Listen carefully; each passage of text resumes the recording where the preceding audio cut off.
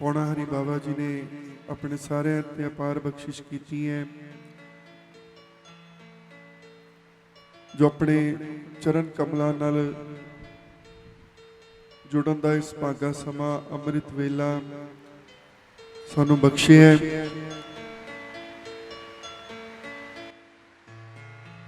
बाबा जी ने आप बुलाया अपने दर ते, क्योंकि उन्होंने मर्जी तो बिना कोई आ नहीं सकता।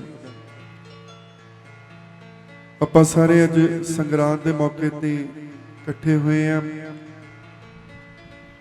ਸੰਗਰਾਂਦ ਸੰਕ੍ਰਾਂਤੀ ਵੀ ਸਾਡੇ ਜੀਵਨ 'ਚ ਕ੍ਰਾਂਤੀ ਆਵੇ।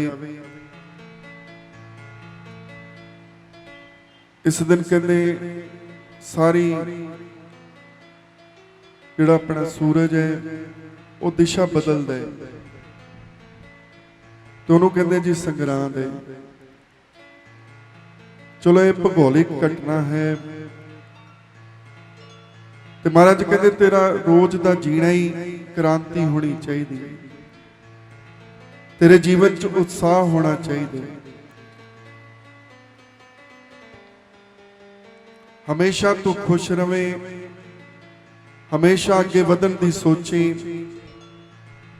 बंदगी करे, कोई भी मौका होवे हथों जान नहीं देना चाहिए।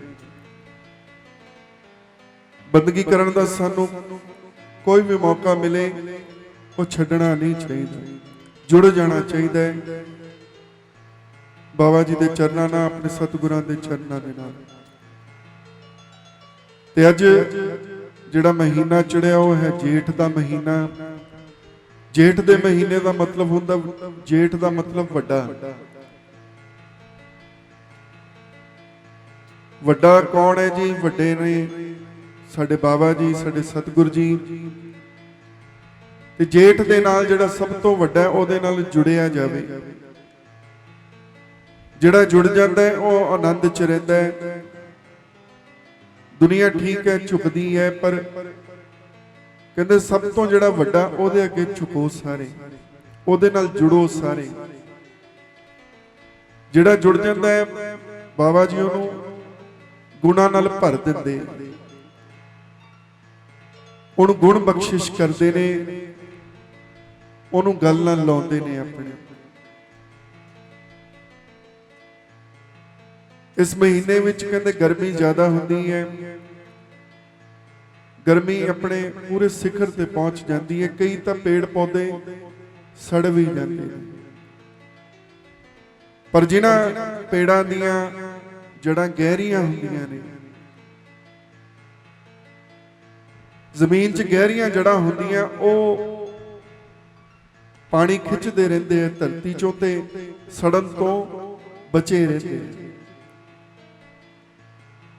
उस तरह ही जिद्दां बाहर दी गर्मी है, धरती घुमदी है सूरज दे आले दुआले, ते धरती जदों नजदीक हो जाती है तो गर्मी सूरज दे नजदीक हो जाती, गर्मी वध जाती है। जिदा पेड़ जिहदियां जड़ां गहरियां ने वह बच जाता है, ते जिहड़ा अंदरों सतगुरां नाल जुड़िया होया वो इस भीषण गर्मी च भी आनंद च रहिंदा है, क्योंकि अंदरों ठंडक रहिंदी है, शीतलता बनी रहिंदी है। जिहड़ा अंदरों सतगुरां नाल जुड़िया होया, वो शीतलता क्यों जरूरी है? कहंदे एक अग जिहड़ी बर रही है सारे देख ही रहे हैं, गर्मी वध रही है। कहंदे एक होर अग है, वो है विकारां दी अग। तुसीं देखदे हो हर पासे विकारां दी, विषय विकारां दी हनेरी, विषय विकारां दी अग, दुखां दी अग जल रही है, ते इंसान इहदे विच सड़ के सुवाह हो जांदा है। जिहदा अपने आप ते कंट्रोल नहीं, अपनी इंद्रियां ते कंट्रोल नहीं है, ਉਹਨੂੰ कोई होर दुश्मन बनाने की लोड़ थोड़ा है, वो अपना दुश्मन आप ही है। वो इन्हां विकारां दी अग च सड़ के सवाह हो जाता। किदां बचीए महाराज? सतगुरु जी बच किवें सकदे? कहंदे परमात्मा नाल जुड़ जा, बाबा जी नाल जुड़ जा, बंदगी कर, अंदरों ठंडा रवे, शीतल रवे, आनंद च रवे। भावें बाहर जिन्नी मर्जी ਜੇਠ ਦੇ ਮਹੀਨੇ ਦੀ ਗਰਮੀ ਹੋਵੇ, ਭਾਵੇਂ ਵਿਸ਼ੇ ਵਿਕਾਰਾਂ ਦੀ ਅੱਗ ਹੋਵੇ, ਤੈਨੂੰ ਇਹ ਛੂ ਨਹੀਂ ਸਕਦੀ ਜੇ ਤੂੰ ਅੰਦਰੋਂ ਬੰਦਗੀ ਕਰਦਾ ਹੈ, ਅੰਦਰੋਂ ਜੁੜਿਆ ਹੋਇਆ, ਅੰਦਰੋਂ ਸ਼ੀਤਲ ਹੈ। ਬਾਬਾ ਫਰੀਦ ਜੀ ਕਹਿੰਦੇ, ਫਰੀਦਾ ਮੈਂ ਜਾਣਿਆ ਦੁੱਖ ਮੁਝ ਕੋ, ਦੁੱਖ ਸਮਾਇਆ ਜਗ। ਉੱਚੇ ਚੜ ਕੇ ਦੇਖਿਆ ਤਾਂ ਘਰ ਘਰ ਇਹ ਅੱਗ। ਸਾਰਿਆਂ ਨੂੰ ਆਪਣਾ ਦੁੱਖ ਵੱਡਾ ਲੱਗਦਾ ਵੀ ਮੈਂ ਜ਼ਿਆਦਾ ਦੁਖੀ ਹਾਂ, ਮੇਰੇ ਅੰਦਰ ਜ਼ਿਆਦਾ ਅੱਗ ਹੈ ਦੁੱਖਾਂ ਦੀ, ਮੈਨੂੰ ਦੁੱਖ ਜ਼ਿਆਦਾ ਨੇ। ਪਰ ਬਾਬਾ ਫਰੀਦ ਜੀ ਕਹਿੰਦੇ, ਜਦੋਂ ਮੈਂ ਸੁਰਤ ਨੂੰ ਉੱਤੇ ਚਾੜਿਆ ਨਾ, ਆਪਣੀ ਸੁਰਤ ਨੂੰ ਉੱਤੇ ਲੈ ਕੇ ਗਿਆ ਤੇ ਮੈਨੂੰ ਦੇਖਿਆ ਤਾਂ ਇਹ ਅੱਗ ਮੇਰੇ ਘਰ 'ਚ ਨਹੀਂ, ਇਹ ਸਾਰਿਆਂ ਦੇ ਘਰ 'ਚ ਹੀ। ਜਿਹਨੂੰ ਨਾ ਪੁੱਛੋ ਬਸ ਉਹੀ ਸੁਖੀ ਹੈ, ਬਾਕੀ ਸਾਰੇ ਦੁਖੀ ਹੈ। ਕਿੱਦਾਂ ਬਚੀਏ? ਕਹਿੰਦੇ ਜੇ ਦੁੱਖਾਂ ਦੀ ਅੱਗ ਤੋਂ ਵੀ ਬਚਣਾ, ਕਿਉਂਕਿ ਦੁੱਖਾਂ ਦੀ ਅੱਗ ਤੋਂ ਬਚਣਾ ਵੀ ਜ਼ਰੂਰੀ ਹੈ। ਦੁੱਖਾਂ 'ਚ ਬੰਦਾ ਟੁੱਟ ਜਾਂਦਾ ਹੈ, ਨਿਰਾਸ਼ ਹੋ ਜਾਂਦਾ ਹੈ, ਕੋਈ ਡਿਸੀਜਨ ਨਹੀਂ ਜ਼ਿੰਦਗੀ ਦਾ ਲੈ ਪਾਉਂਦਾ, ਉਦਾਸ ਰਹਿੰਦਾ, ਕੰਮ ਕਰਨ ਨੂੰ ਦਿਲ ਨਹੀਂ ਕਰਦਾ, ਟੁੱਟਿਆ ਰਹਿੰਦਾ ਵੀ ਕੀ ਕਰਾਂ, ਕਿੱਧਰ ਨੂੰ ਜਾਵਾਂ, ਉਹਨੂੰ ਕੋਈ ਰਸਤਾ ਲੱਭਦਾ ਨਹੀਂ, ਉਹਦਾ ਦਿਲ ਹੀ ਟੁੱਟ ਜਾਂਦਾ ਦੁੱਖਾਂ ਦੀ ਅੱਗ 'ਚ। ਕਹਿੰਦੇ ਇਸ ਕਰਕੇ ਤੈਨੂੰ ਬੰਦਗੀ ਜ਼ਰੂਰੀ ਹੈ, ਇਸ ਕਰਕੇ ਤੂੰ ਬੰਦਗੀ ਕਰਨੀ ਹੈ। ਕਿ ਤੂੰ ਬੰਦਗੀ ਕਰੇਗਾ, ਅੰਦਰੋਂ ਸ਼ੀਤਲ ਰਹੇਗਾ, ਅੰਦਰੋਂ ਸ਼ਾਂਤ ਰਹੇਗਾ, ਤੇਰੇ ਚਿਹਰੇ ਦੀ ਮੁਸਕਰਾਹਟ ਜਾਏਗੀ ਨਹੀਂ, ਤੂੰ ਮੁਸਕਰਾਉਂਦਾ ਰਹੇਗਾ, ਭਾਵੇਂ परिस्थितियां जिद्दां ਦੀਆਂ ਮਰਜ਼ੀ ਹੋਣ। ਸੋ ਇਸ ਕਰਕੇ ਆਪਾਂ ਇਹ ਨਹੀਂ ਵੀ ਅੱਜ ਹੀ ਜੁੜਨਾ ਹੈ, ਪਰ ਰੋਜ਼ ਹੀ ਜੁੜਨਾ, ਰੋਜ਼ ਹੀ ਅੰਮ੍ਰਿਤ ਵੇਲਾ ਹੱਥੋਂ ਜਾਣ ਨਹੀਂ ਦੇਣਾ ਜੀ।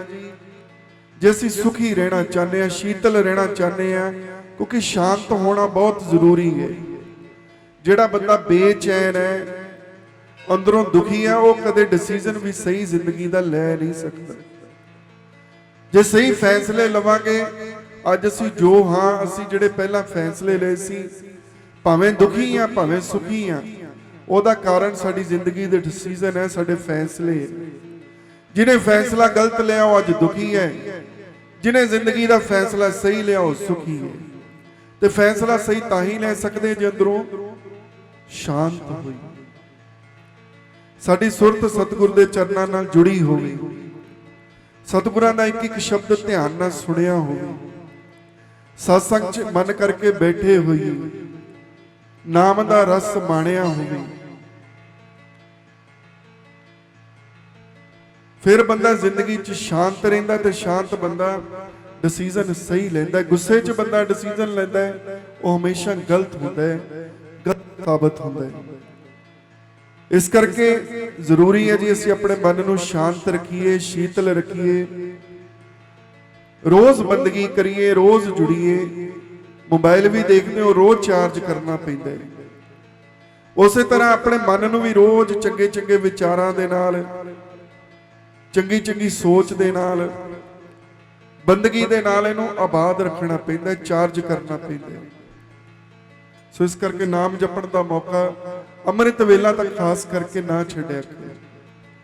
ਜ਼ਿੰਦਗੀ ਦਾ ਅਸੂਲ ਬਣਾਓ ਵੀ ਮੈਂ ਅੰਮ੍ਰਿਤ ਵੇਲੇ ਜਾਗਣਾ ਹੀ ਜਾਗਣਾ, ਤੇ ਉਹਦੇ ਲਈ ਜ਼ਰੂਰੀ ਹੈ ਰਾਤ ਨੂੰ ਅਸੀਂ ਟਾਈਮ ਨਾਲ ਸੌਂ ਜਾਈਏ। ਜ਼ਿੰਦਗੀ ਨੂੰ ਖੁਸ਼ਹਾਲ ਬਣਾਉਣਾ ਚਾਹੁੰਦੇ ਹਾਂ, ਅਸੀਂ ਚਾਹੁੰਦੇ ਹਾਂ ਵੀ ਸਾਡਾ ਪਰਿਵਾਰ ਵੀ ਖੁਸ਼ ਰਵੇ, ਅਸੀਂ ਵੀ ਖੁਸ਼ ਰਹੀਏ।